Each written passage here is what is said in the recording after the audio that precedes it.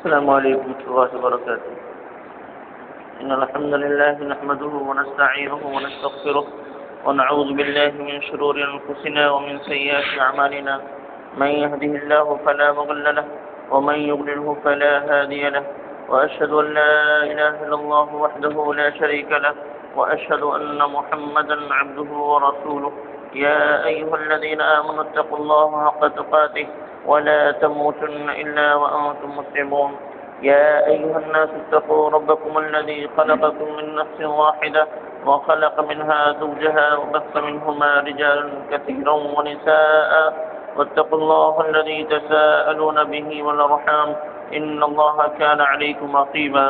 يا أيها الذين آمنوا اتقوا الله وقولوا قولا سديدا يصلح لكم أعمالكم ويغفر لكم ذنوبكم ومن يطع الله ورسوله فقد فاز فوزا عظيما. أما بعد أعوذ بالله من الشيطان الرجيم. بسم الله الرحمن الرحيم. إنك لا تهدي من أحببت ولكن الله يهدي من يشاء وهو أعلم بالمهتدين. رب اشرح لي صدري ويسر لي أمري واحلل عقدة من لساني يفقهوا قولي رب زدني علما. آمين. حمد و ثنا کبریائی و بڑائی اور تمام قسم کی تعریفات اکیلے اللہ وحدہ لا شریک کے لیے. اللہ کی رحمتیں و برکتیں نازل ہوں انبیاء کرام پر، خصوصاً آخری نبی جناب محمد رسول اللہ صلی اللہ علیہ وسلم پر، صحابہ کرام پر اور قیامت تک آنے والے مومنین پر. آمین.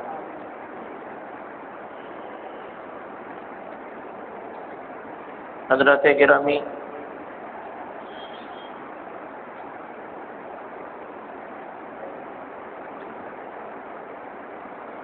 آج کے درس کا عنوان ہے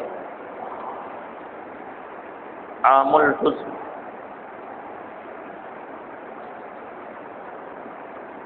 جو لوگ سیرت کی کتابوں کا مطالعہ کرتے ہیں، نبی کریم صلی اللہ علیہ وسلم کے حالات کو پڑھتے ہیں، تو یہ لفظ کہیں نہ کہیں ان کی نظروں کے سامنے ضرور آتا ہے. یہ ہے کیا اور کیوں یہ نام رکھا گیا،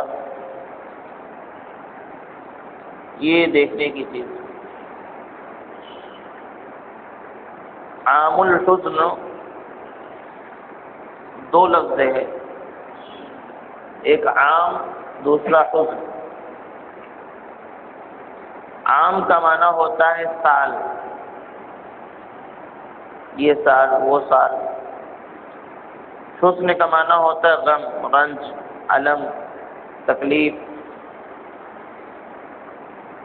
عام الحزن کا مطلب یہ ہوا غم والا سال، رنج والا سال، دکھ والا سال. یہ ہے اس عنوان کی وضاحت. لیکن کیوں انعام پڑا، وہ کون سا سن ہے، کون سا سال ہے جس کو عام الحزن کہا جاتا ہے؟ اس کو جاننے کے لیے گزشتہ درس کی طرف آتے ہیں. ہمارا جو پچھلا درس تھا وہ تھا مسلمانوں کا بائیکاٹ، سماجی بائیکاٹ. اس میں یہ بات آئی تھی کہ کفار مکہ نے باہم معاہدہ کر کے مسلمانوں کا مکمل طور سے بائیکاٹ کر دیا تھا. مجبور ہو کر کے ابو طالب اپنے قبیلوں کو لے کر کے شعب ابی طالب میں جا کر کے پناہ لے لیے. وہاں پر نہ تو کھانے پینے کا کوئی بندوبست تھا، نہ رہنے کا کوئی بندوبست تھا. مکہ والے کوئی چیز کھانے پینے کے اندر جانے نہیں دیتے تھے. مسلمان باہر نکل کر کے خریدنا چاہیں تو خریدنے نہیں دیتے تھے. کوئی مدد کرنا چاہے تو اس کو مدد نہیں کرنے دیا کرتے تھے. لیکن اس کے باوجود 3 سال کا عرصہ گزرا اور اللہ تعالی مسلمانوں کی مدد کرتا رہا۔ وہ مدد کچھ مکہ کے اچھے لوگ تھے جن کے دلوں میں رحم تھا، مروت تھی، انسانیت تھی، یہ لوگ چپکے چپکے کچھ نہ کچھ پہنچایا کرتے تھے،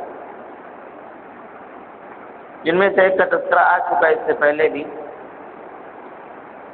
تو اس طریقے سے مسلمانوں کا کام چلتا رہا، حالات یہاں تک ہوئے کہ سب کچھ ختم ہو جاتا تھا، جو کچھ ملتا تھا وہ چبا لیا کرتے تھے۔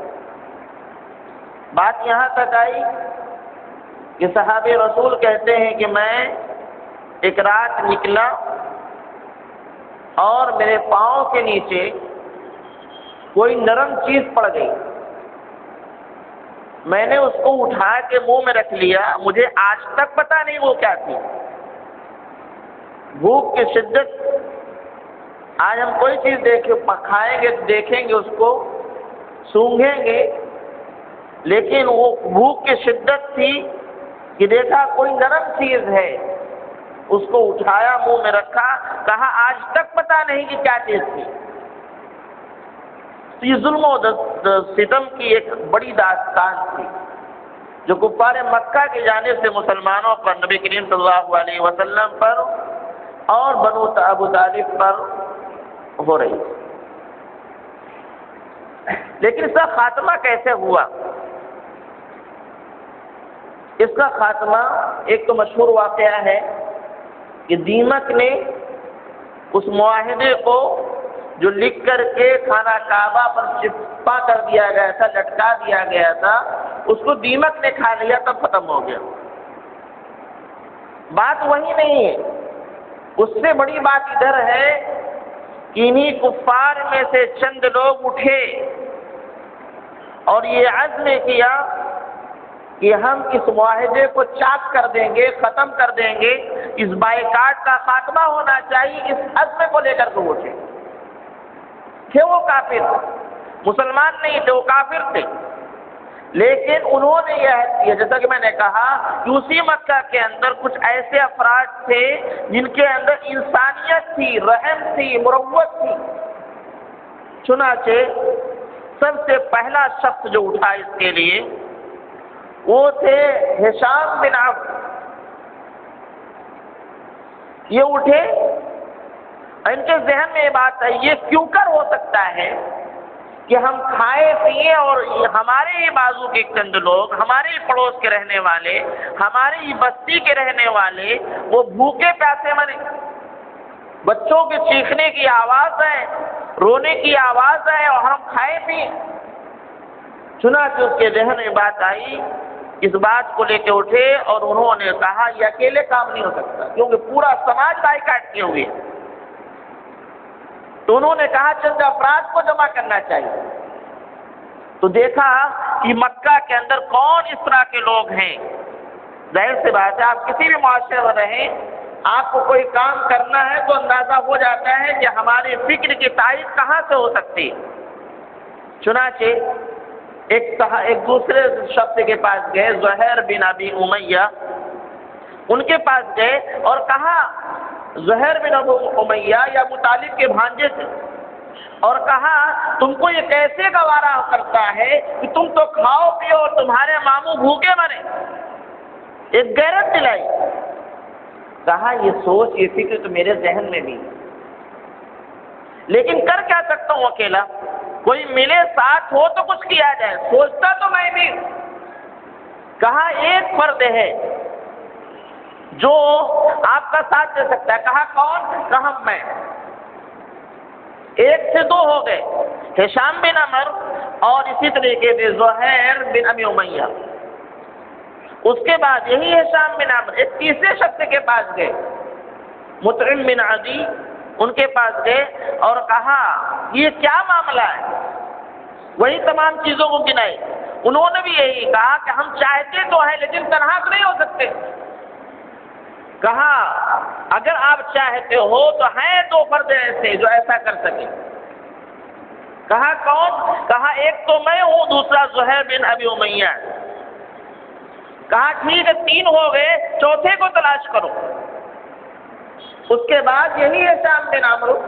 آگے بڑھتے ہیں، ابو البختری ایک شخص ہیں، اللہ کے نبی صلی اللہ علیہ وسلم نے جنگ بدر کے موقع پر ان کے بارے میں فرمایا تھا، جب جو کفار مارے جا رہے تھے تو آپ نے اعلان کیا تھا کہ ابو البختری اگر کہیں مل جائے تو اس کو قتل مت کرنا۔ آئے تھے کفار کی طرف سے لڑنے کے لیے، لیکن اللہ کے نبی صلی اللہ علیہ وسلم نے فرمایا تھا کہ ابو البختری اگر کہیں ملے تو اس کو قتل مت کرنا۔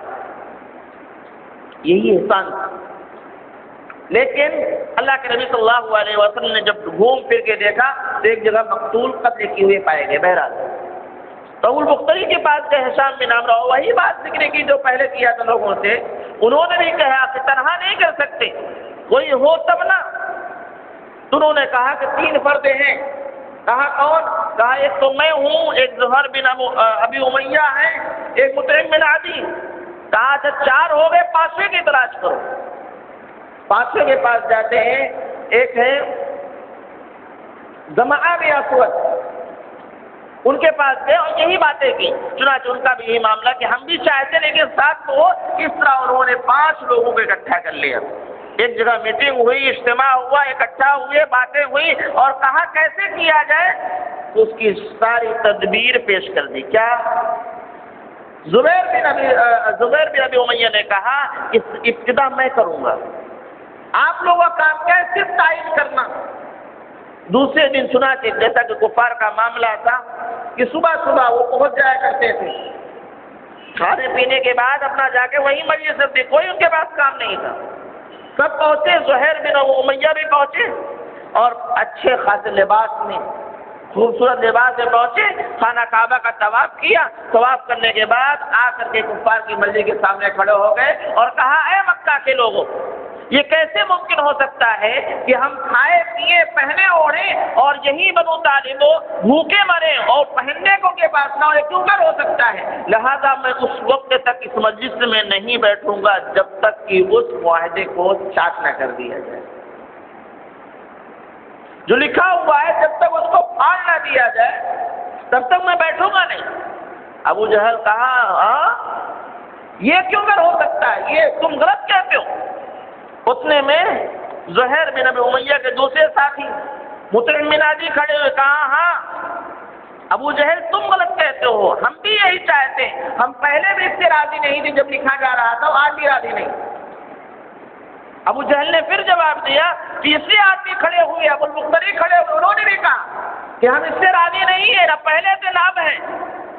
اسی طریقے سے جب ایک ہی مجلس میں 4 طرف سے آواز اٹھی، ابتدا زہیر بن ابی امیہ نے کیا، 4 لوگوں نے تائید کی، ابو جہل نے ہوں کی آواز لگائی، ہوں۔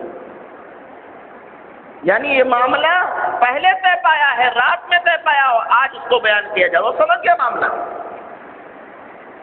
اسی دوران جب یہ بات ہوئی، وہ صحیفے چاک کرنے والی جو بات ہے کہ دیمک نے کھا لیا تھا، وہ روایت گئی پہلے کی تاریخ کے حوالے سے، وہ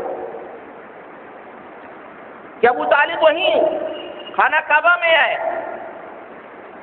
اور وہ انتظار میں تھے کہ ان لوگوں کا معاملہ ختم ہو تو آگے بڑھیں۔ چنانچہ وہ بڑھے کہ ہاں میرے بھتیجے نے خبر دی ہے کہ میرے اللہ نے ان کو خبر دی ہے، تو جو تم نے صحیفہ لگا رکھا ہے معاہدے کا، بائیکاٹ کا، اس کو دیمک نے کھا لیا، سوائے اللہ کے کوئی لفظ اس میں بچا ہی نہیں۔ اگر یہ بات سچی ہے جیسا کہ میرے بھتیجے نے کہا ہے، تب تو تم لوگ راستے سے ہٹ جاؤ اور اس ظلم کو ختم کر دو، اور اگر یہ بات غلط نکلی تو میں راستے سے ہٹ جاتا ہوں، بھتیجے کو تمہارے حوالے کر دیتا ہوں۔ سنا دے یہی معاملہ چل ہی رہا تھا، زہیر بن ابی امیہ نے اس کو اٹھایا، دیکھا تو سب چٹ، صرف بسم اللہ کے نام سے جو اتنا تھا وہی باقی تھا۔ بہرحال جب یہ معاملہ ہوا تو صحیفہ ختم ہو چکا، اللہ تعالیٰ نے مسلمانوں کو نجات دی، اور اس طریقے سے مسلمان، ابو طالب، ان کے خاندان کے لوگ اور نبی کریم صلی اللہ علیہ وسلم شعب ابی طالب سے باہر آتے ہیں، بائیکاٹ کا خاتمہ ہو جاتا ہے اور پھر معمول کی زندگی بسر کرنے لگتے ہیں۔ اللہ کے نبی صلی اللہ علیہ وسلم جیسا کہ پہلے کے دعوت کا کام کیا کر رہے تھے اب بھی کرنے لگے اور مسلمان بھی کرتے رہے، البتہ کفار کا حملہ شدید ہو گیا۔ میں یہاں رک کر کے اس واقعے سے چند عبرت کی بات، نصیحت کی بات حاصل کرنا چاہتا ہوں۔ کفار مکہ کا جو معاشرہ تھا، اس معاشرے کو کہا جاتا ہے بہت ظالم معاشرہ، بہت گرا ہوا، بہت برا معاشرہ، بہت گندا معاشرہ، بہت جو ہے ظلم و ستم وہاں ہوتا تھا، مار کاٹ ہوتی تھی، سب سے بدترین معاشرہ شمار کرایا جاتا ہے۔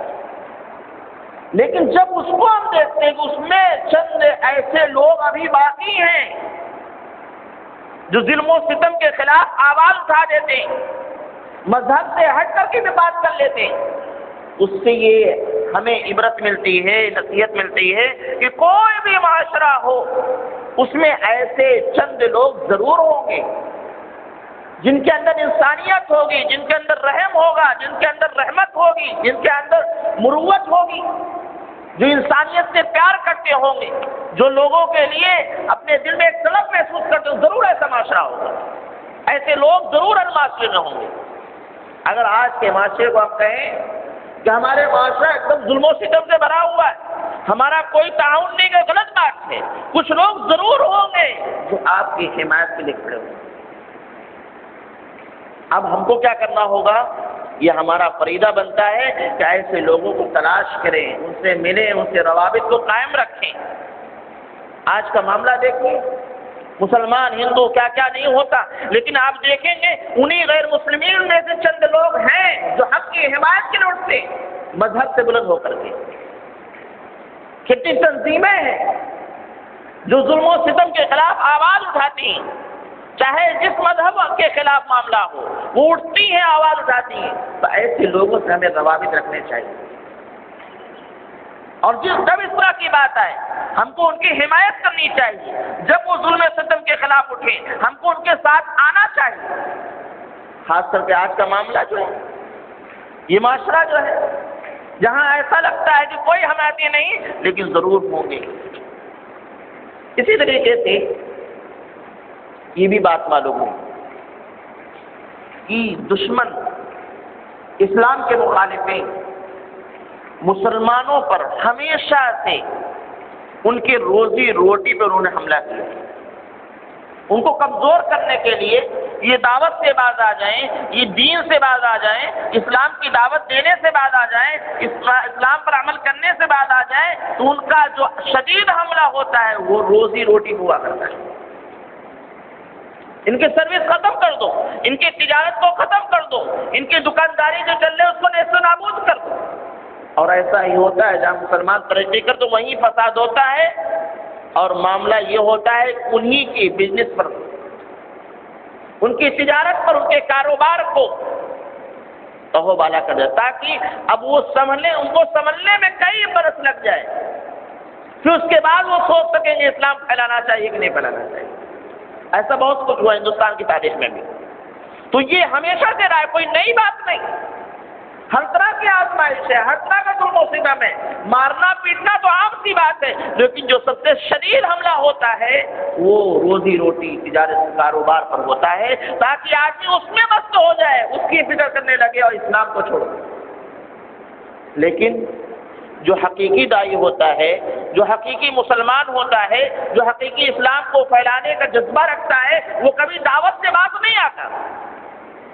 جب شعبہ ابی طالب میں نبی کریم صلی اللہ علیہ وسلم تھے تو اس حالت میں بھی نکلا کرتے تھے، حج کے ایام میں، حرمت والے مہینوں میں نکلتے تھے اور نکل کر کے لوگوں کو دعوت دیا کر، گرچہ آپ کے کاروبار پر حملہ کیا گیا تھا، روزی روٹی کو تنگ کر دیا گیا تھا۔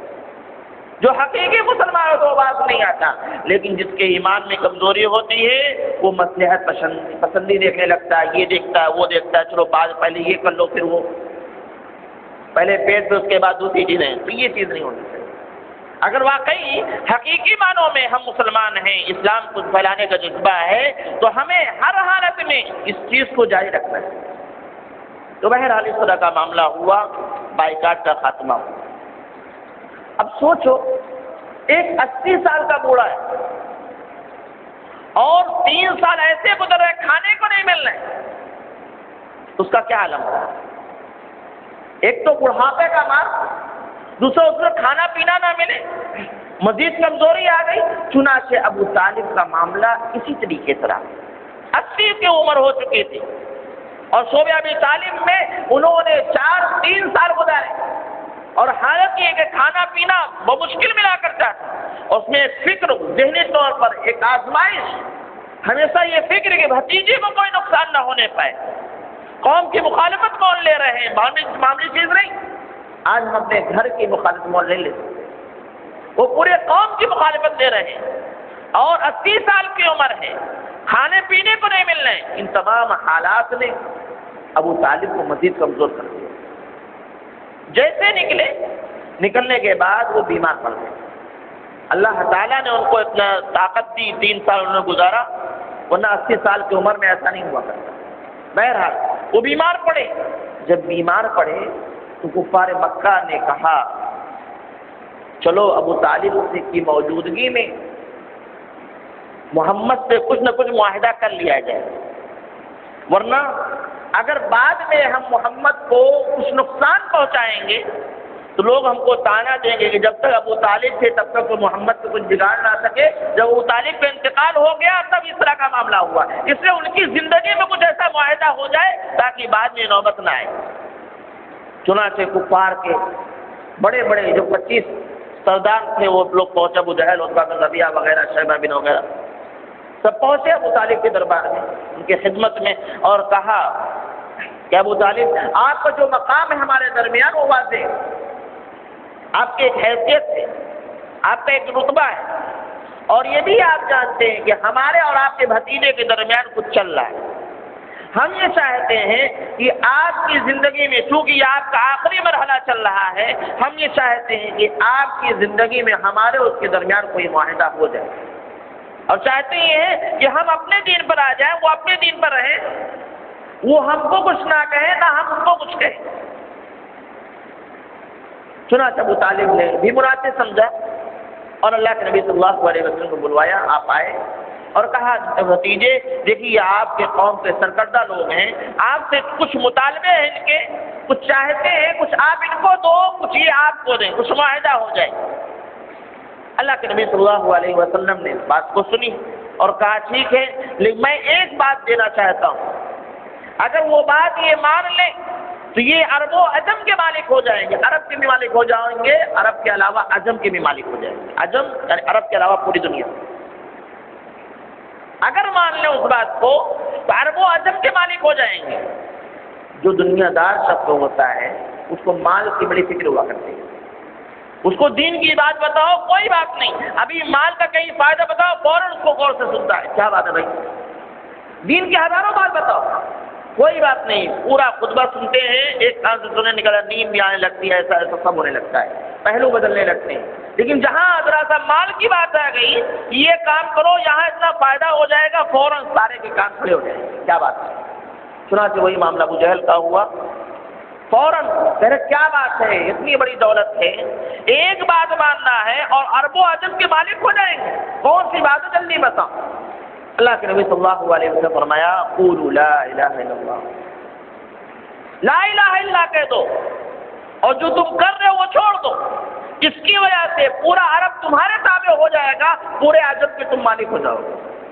کہا یہی بات، اور اس کے بعد کہا بھاگو یہاں سے، چلو یہاں سے، یہ ان سے ہمارا کوئی معاہدہ نہیں ہو سکتا، یہ ہماری بات نہیں مانیں گے۔ اجعل الآلہۃ الہ واحدہ، اور کہا کہ محمد کیا سارے معبودوں سے ہم دستبردار ہو جائیں، ایک اللہ کے ہو جائیں؟ اجعل الآلہۃ الہ واحدہ ان ھذا لشیء عجاب، کہ کیا تم نے تمام معبودوں کو ایک معبود بنا دیا؟ یہ تو بڑی عجیب سی بات ہے، لہٰذا یہاں سے چلو، جو معاہدہ کرنے آئے تھے معاہدہ نہ ہو سکا۔ اس بات کو یاد رکھیے گا کہ ایک بات کہنا چاہتے ہیں اور وہ وہی بات نہیں کہنا چاہتے۔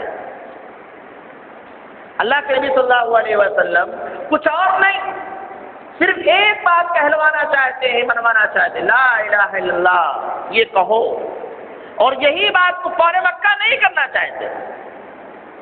اس کا ایک مقام ہے، اس کو سمجھنے کی ضرورت ہے۔ بہرحال معاہدہ نہیں ہو سکا۔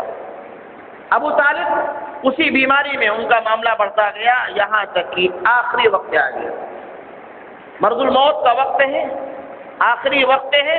اللہ کے نبی جناب محمد رسول اللہ صلی اللہ علیہ وسلم آئے، اور آنے کے بعد آپ نے ابو طالب سے کہا یا عمی قل لا الہ الا اللہ، اے چچا آپ لا الہ الا اللہ کہہ دو، کلمۃ اشہد لک بہا عند اللہ، اگر ایک کلمہ یہ آپ کہتے ہیں تو اس کلمے کے ذریعے سے اللہ کے یہاں میں آپ کے لیے سفارش کر سکتا ہوں۔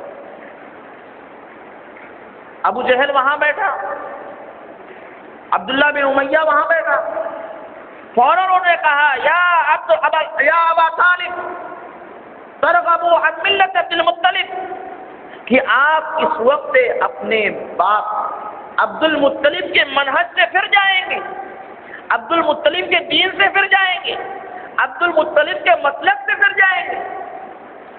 غیرت دلائی۔ اللہ کے نبی صلی اللہ علیہ وسلم برابر یہی ان سے مطالبہ کرتے رہے، قل لا الہ الا اللہ یا عمی قل لا الہ الا اللہ، اور برابر ابو جہل وغیرہ ان کو غیرت دلاتے رہے کہ کیا آخری وقت اپنے باپ دادا کے دین سے پھر جاؤ گے؟ چنانچہ جو آخری بات ابو طالب نے کہی وہ یہ کہی کہ میں انا علی ملت عبد المطلب، میں عبد المطلب کے ملت پر، ان کے منہج پر، ان کے مسلک پر، ان کے دین پر، ان کے مذہب پر جا رہا ہوں۔ اللہ کے نبی صلی اللہ علیہ وسلم کو بڑی مایوسی ہوئی، لیکن کہا کہ میں لأستغفرن لک، میں آپ کے لیے برابر استغفار کرتا رہوں گا جب تک کہ اللہ رب العالمین مجھ کو روک نہ دے۔ چنانچہ اسی حالت میں ان کا انتقال ہوا۔ کہاں؟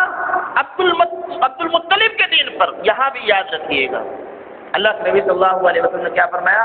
وہ یا عمی قل لا الہ الا اللہ، صرف لا الہ الا اللہ کہیے، یہ ایک کلمہ ہے اس کی وجہ سے میں اللہ کے یہاں آپ کی سفارش کر سکتا ہوں۔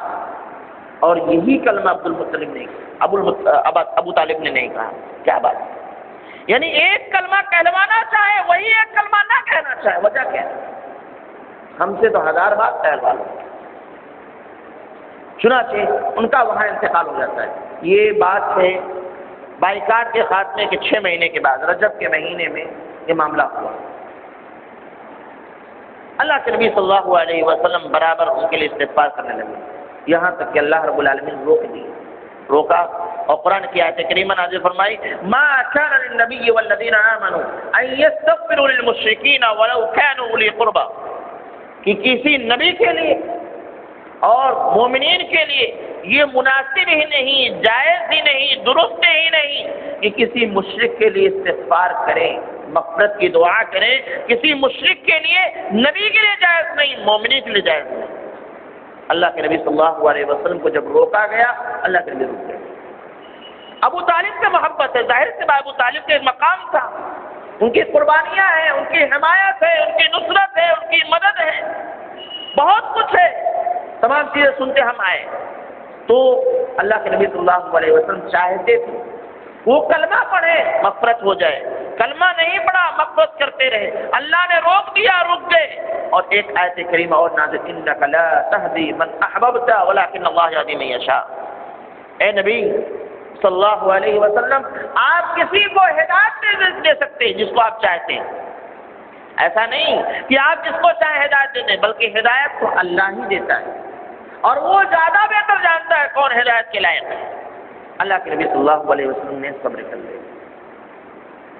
پوچھا گیا اللہ کے نبی صلی اللہ علیہ وسلم سے کہ اللہ کے نبی ابو طالب آپ کے لیے کتنی قربانیاں دی ہیں، کیا آپ کی وجہ سے ان کو کچھ فائدہ پہنچے گا؟ آپ نے فرمایا کہ ہاں فائدہ پہنچے گا۔ کیا کہا؟ فائدہ یہ پہنچے گا کہ میری وجہ سے ان کو جہنم کے سب سے ہلکے حصے میں لایا جائے گا، جہنم ہی میں رہے گا، لیکن سب سے سطحی حصے میں لایا جائے گا، آپ ان کے ایڑی تک پہنچے گی، بس ٹکنے تک پہنچے گی، اس سے زیادہ نہیں۔ اگر میری وجہ اگر میں نہ ہوتا تو وہ جہنم کے سب سے نچلے تہ میں ہوا کرتے، یہ فائدہ ہوتا۔ پتہ یہ چلا مشرک کو فائدہ بالکل نہیں ہوگا۔ کیسے پتہ یہ چلا؟ مشرک کو فائدہ بالکل نہیں ہوگا، کسی کی سوائش کام نہیں آئے گی۔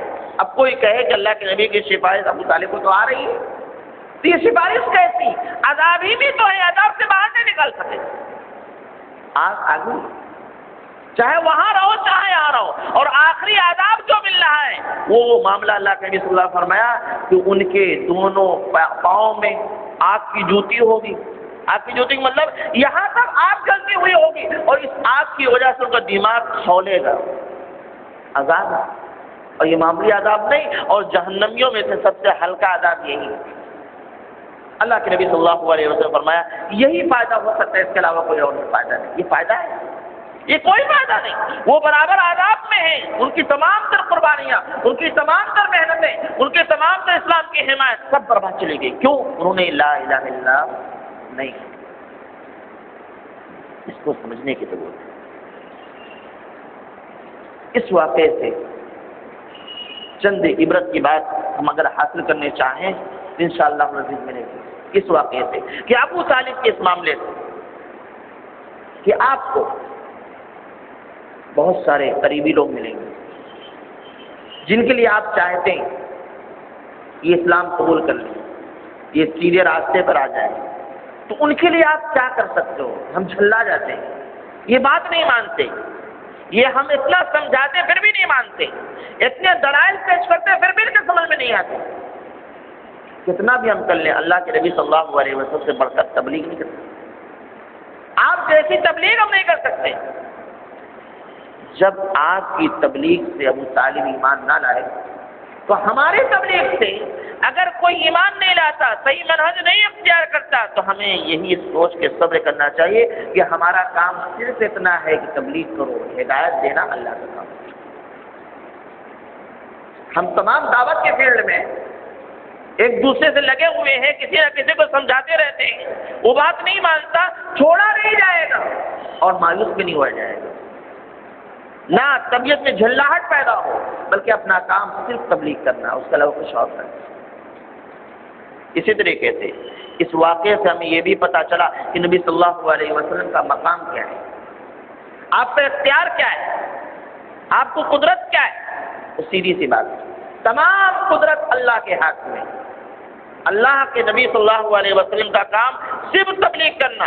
آج بہت سارے بھائی کہتے ہیں اللہ کے نبی صلی اللہ علیہ وسلم مختار کل ہیں، یہ ہیں وہ ہیں۔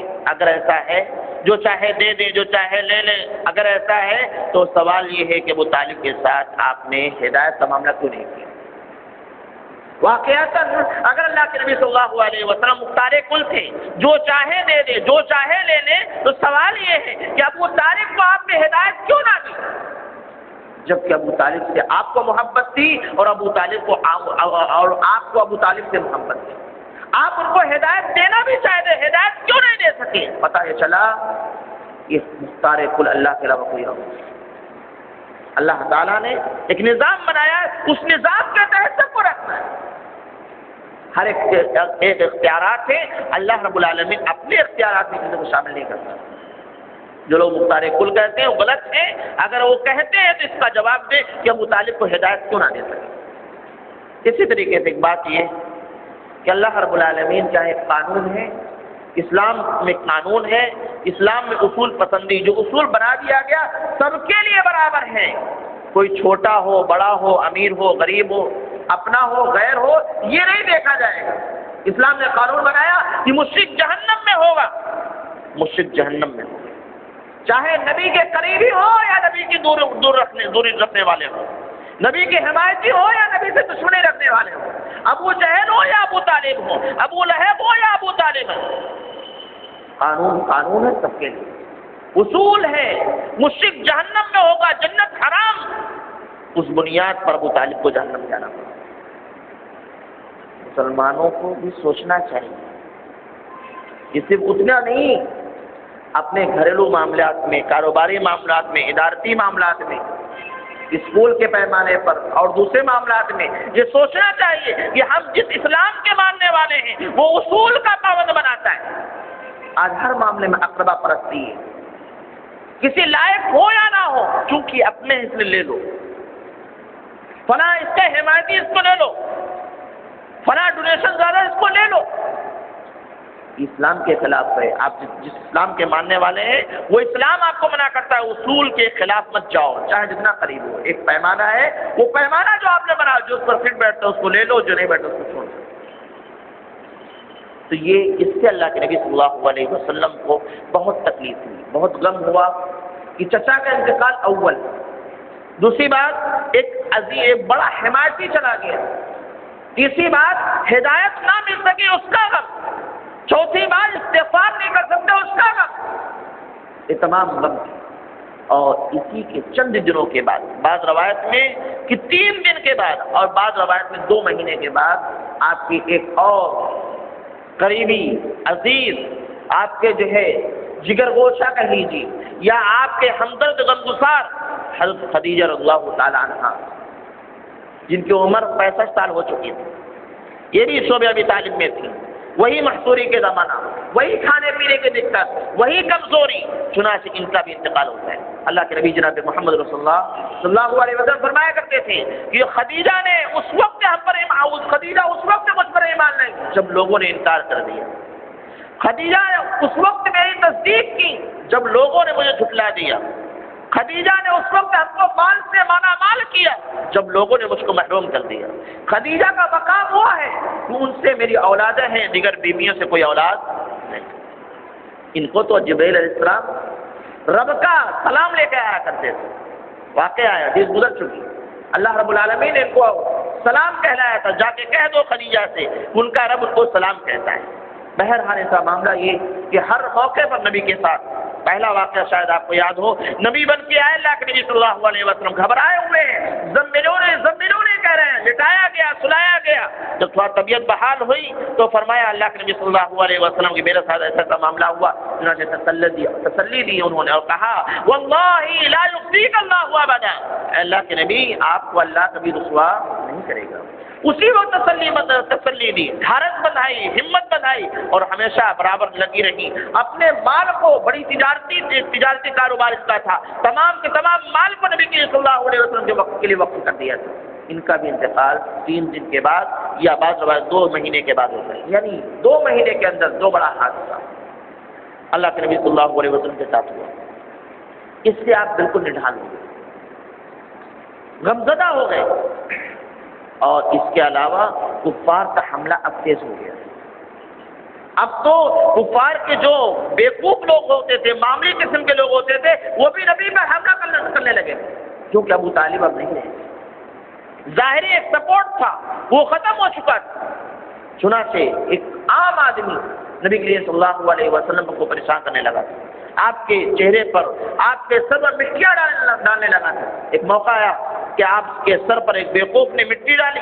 اللہ کے نبی صلی اللہ علیہ وسلم اسی حالت میں گھر میں آئے اور مٹی دیکھی ان کی بیٹیوں نے اور چنانچہ آپ کے سر کو دھلنے لگی اور رونے لگی اپنے باپ کی حالت. اور یہ حالت ہے کہ نبی ہے، ستایا جا رہا ہے. اللہ کے نبی صلی اللہ علیہ وسلم نے فرمایا بیٹی رو نہیں، یہ تمہارے والد کے ساتھ ایسا ہو رہا ہے تو اللہ کی طرف سے، اور افسوس اس پر ہے یہ اس وقت ہو رہا ہے جب ابو طالب چلے گئے. جب تک ابو طالب چچا تھے تب تک کسی کی ضرورت نہیں ہو رہی تھی. یہ تمام حالات تھے.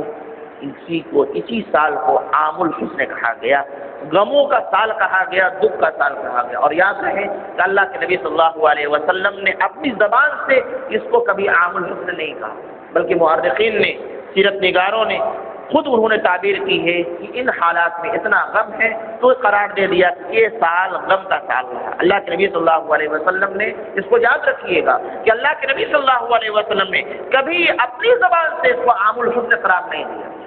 اس کا نام آپ نے نہیں رکھا، سیرت نگاروں نے، لکھنے والوں نے عام الحزن قرار دیا اس اعتبار سے کہ یہ سال آپ کے لیے بہت ہی دکھ بھرا تھا. اب سوال یہ پیدا ہوتا ہے انسان پر غم آئے، دکھ آئے تو کیا کرنا چاہیے؟ ہمیں یہاں سے عبرت حاصل کرنے چاہیے کہ اللہ کے نبی صلی اللہ علیہ وسلم نے کیا کیا. آپ نے سینہ پیٹا، آپ روئے، آپ چلائے، آپ نے ماتم کیا یا اس طریقے کچھ اور معاملہ کیا، اللہ کو گالیاں دی نعوذ باللہ، یا اس طرح کوئی اور معاملہ کیا؟ نہیں.